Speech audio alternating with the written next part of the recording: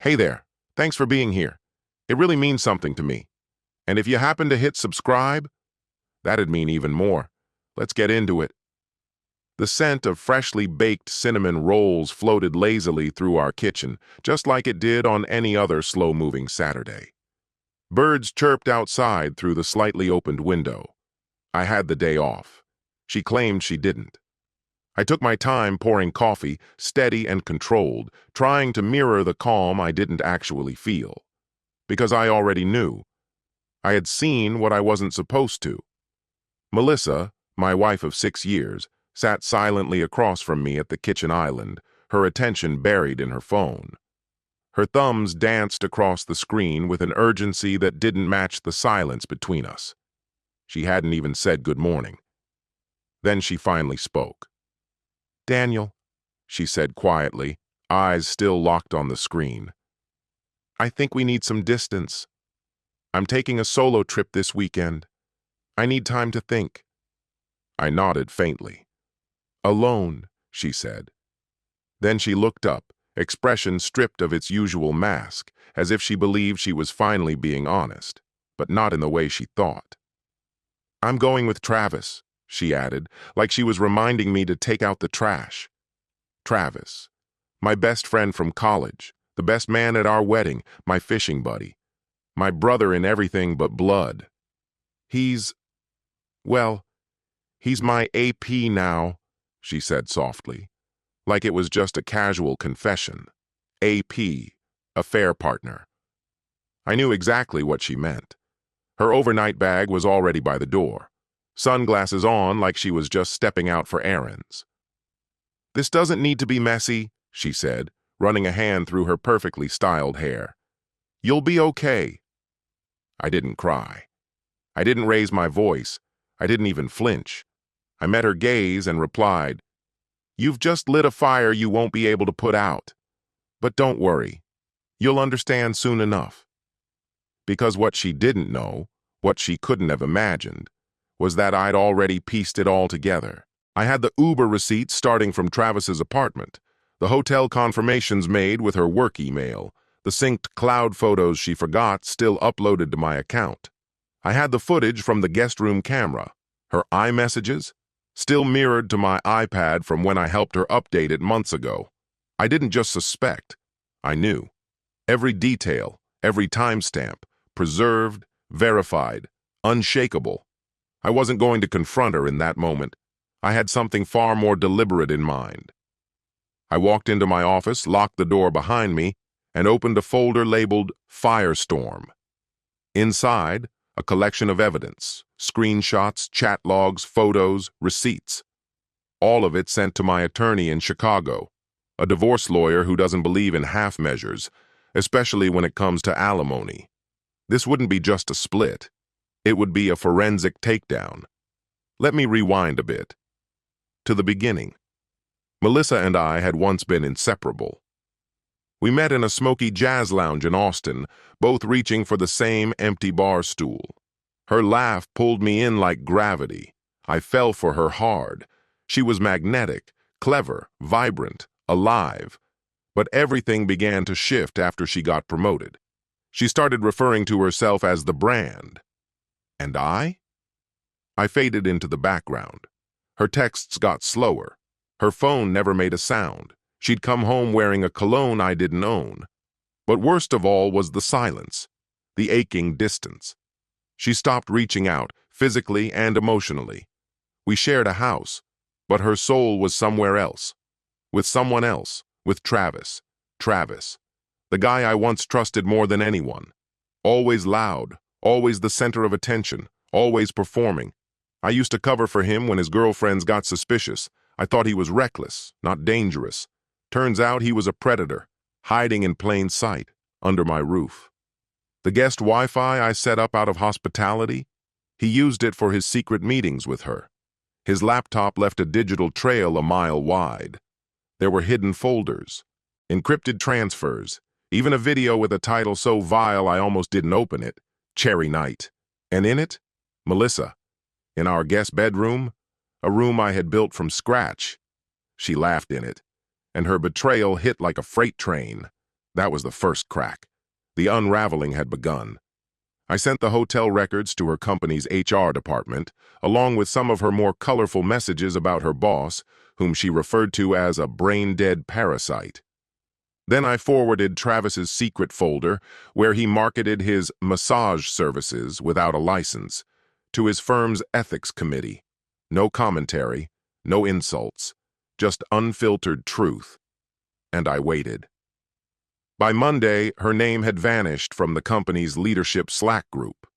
Her closest friend Lisa had blocked her. Travis's longtime girlfriend called me in tears. She had been completely blindsided, but I wasn't done. Not yet. The final blow would be public. Irreversible.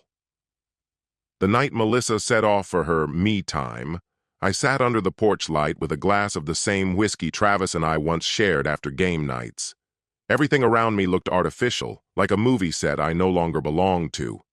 But I wasn't shattered. I was clear-eyed. And I wasn't alone. Logan, my oldest friend and an ex-Army brother, had flown in from Colorado earlier that week, not for a visit.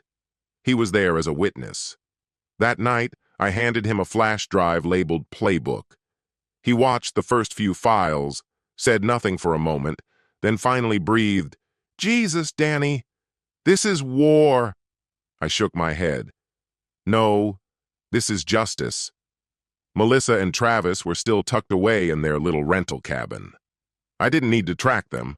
They broadcasted everything. Melissa posted wine selfies with captions about inner healing. Travis shared a boomerang of her holding a champagne glass, no wedding ring in sight. They thought they were discreet. They thought I'd go quietly. Instead, I sent Melissa's mother a photo of them kissing near a hot tub. I added a short message. She mentioned she was on a solo retreat. Just wanted to confirm she's okay. No venom, just truth. Then I forwarded a video of Travis bragging, "Nailed my best friend's wife," to a coworker of his. The same guy who once said to me, "You I'd trust with my life." Travis? Not so much. Let their own actions wreck their reputations. By Sunday, that same coworker texted, "You seen what he's been saying about you two?" I responded with a simple smiley face. That was all. The avalanche had only started. They checked out of the cabin that morning. I had anticipated the use of our joint travel card and frozen it on Friday. The hotel tried the room, twice. When there was no response, they had to show up at the front desk. Thanks to a favor I'd earned from the manager the previous year, I was granted access to the security footage. Melissa's face flushed as the concierge asked for another method of payment. Travis scrambled, pulled out a card, declined. Their voices rose. Right there in front of honeymooners and bellhops, they argued, loud and exposed. This wasn't revenge. This was revelation, pulling back the curtain, letting everyone see what had always been there, just hidden. When she came home that evening, her face was flushed with rage. She threw her bag down and hissed, "You froze the card. You've been watching me." I didn't raise my voice. "I didn't lie. You did. And now I've got the records.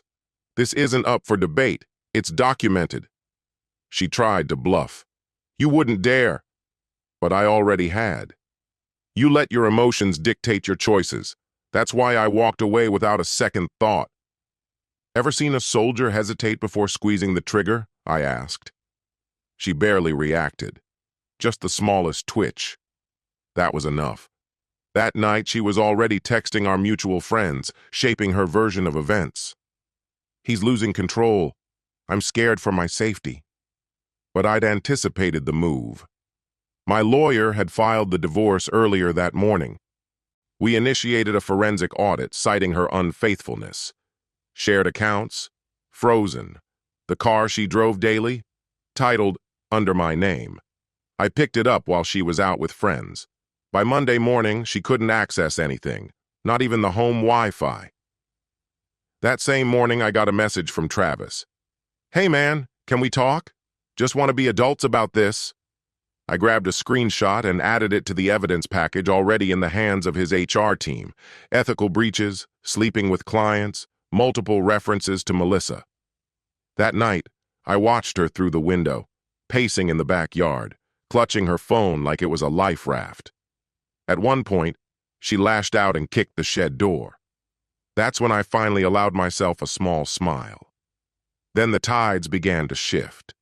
Chelsea, her closest friend and someone too perceptive for Melissa to fool forever, called me, sobbing. I believed her. She said you cheated, that you pushed her away.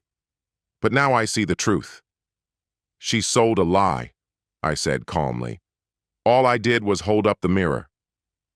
The next day, Chelsea took screenshots of our texts, sent them to Melissa, and then blocked her. That was the start of the unraveling. One friend group at a time.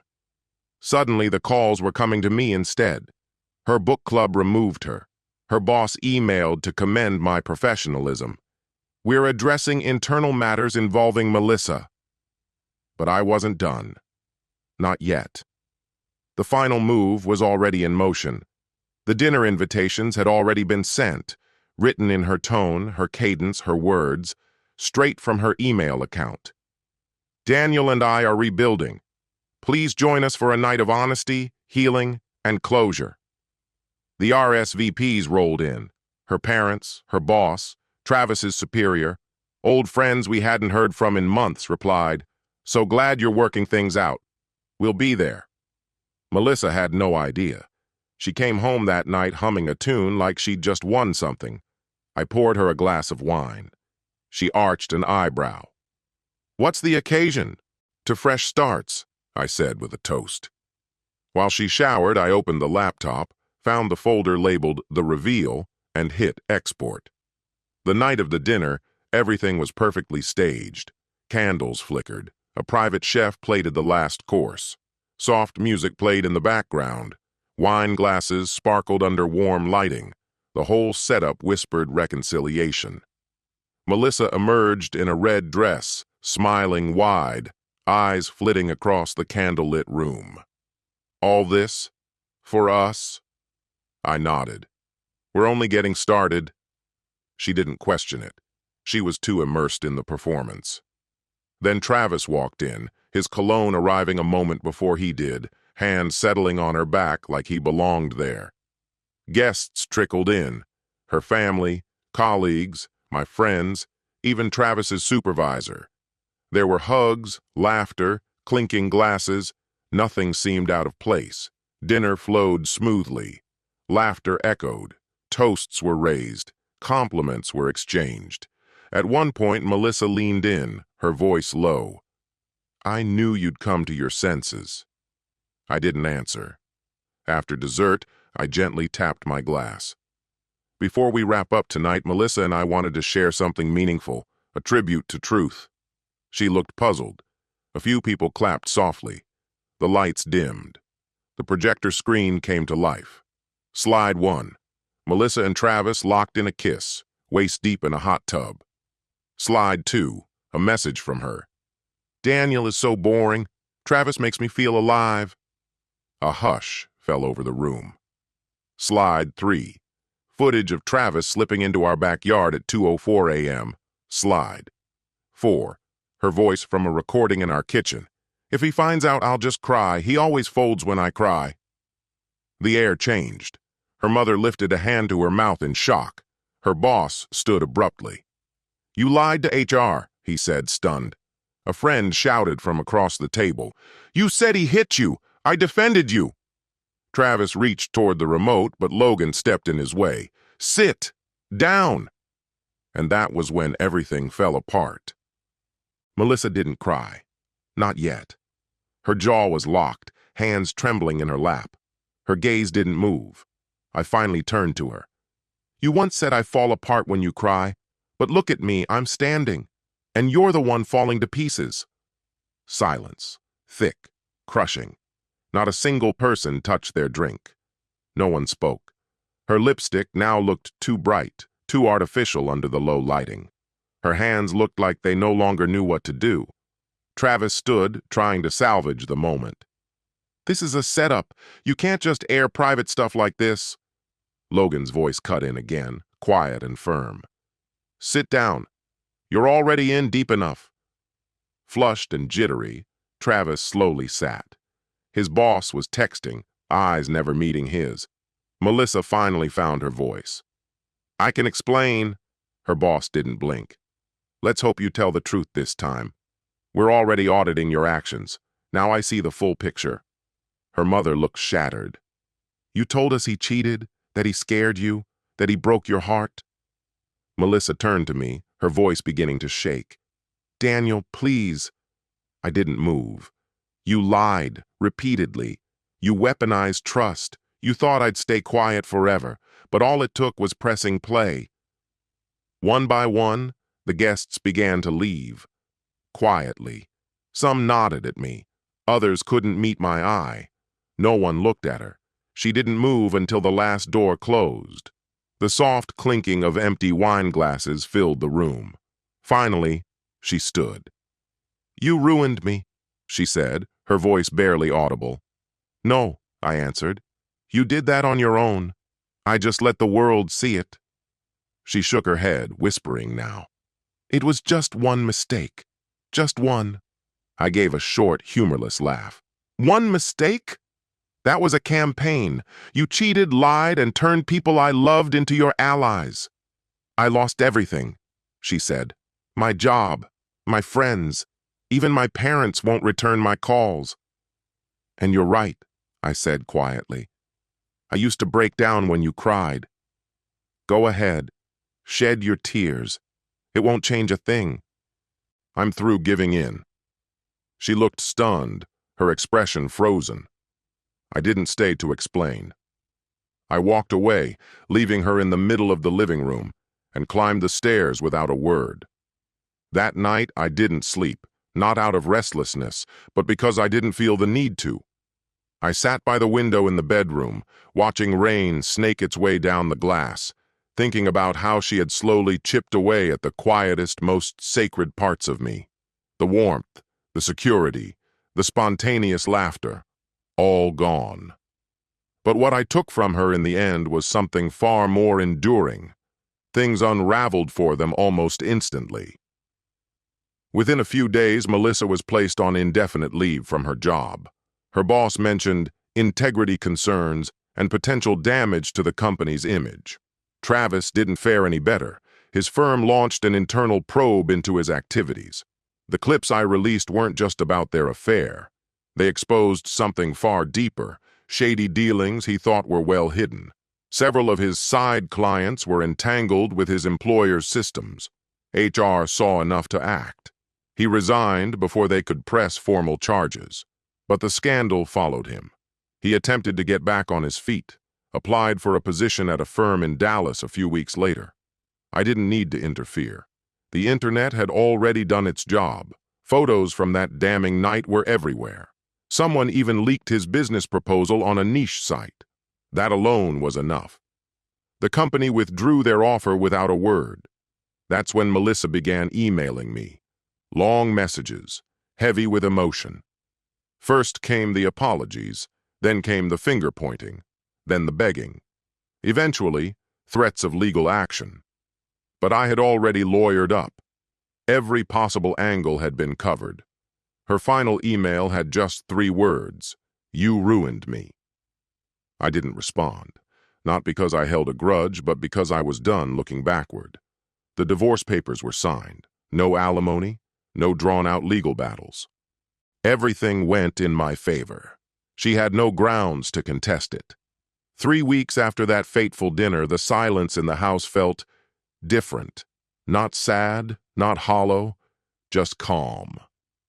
I wandered from room to room like someone exploring a place for the first time. The atmosphere had changed. No more tiptoeing around tension, no more unspoken resentment. Her scent had faded from the closet. The framed photos were gone from the hallway. Even those mismatched coffee mugs we used to argue about had been replaced with a neat pair I chose myself. The house no longer felt like a tomb. It finally felt like mine. Logan stuck around for a bit afterward. We turned the old guest room into a modest home gym.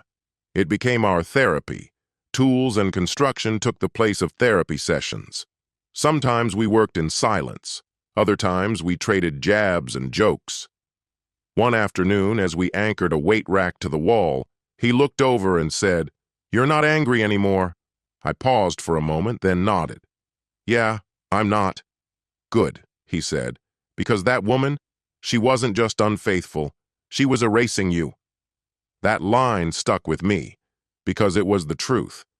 Melissa hadn't just cheated, she tried to rewrite who I was, made herself the victim, painted herself as the one who deserved sympathy. And for a while, people believed it. Almost. After the dust had settled, she called once.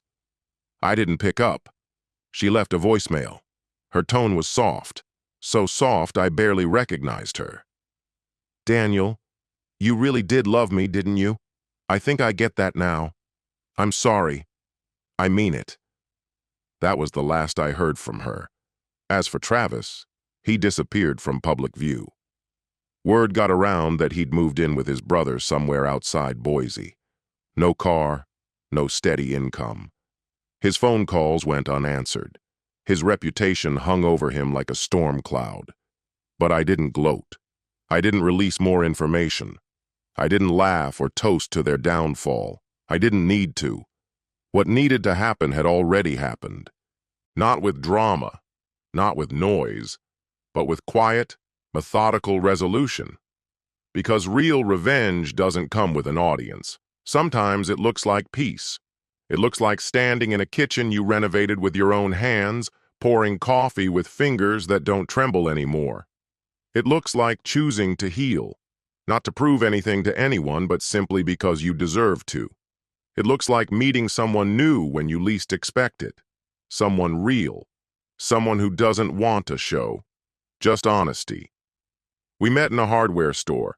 She asked if I knew anything about solvents. I told her I knew a thing or two about fixing damaged walls. We laughed. She never brought up Melissa. She just listened. Her name is Claire. She's a nurse. Gentle, steady. The kind of person who asks how your day was and really listens to your answer. Now we hike on weekends, cook breakfast without rushing.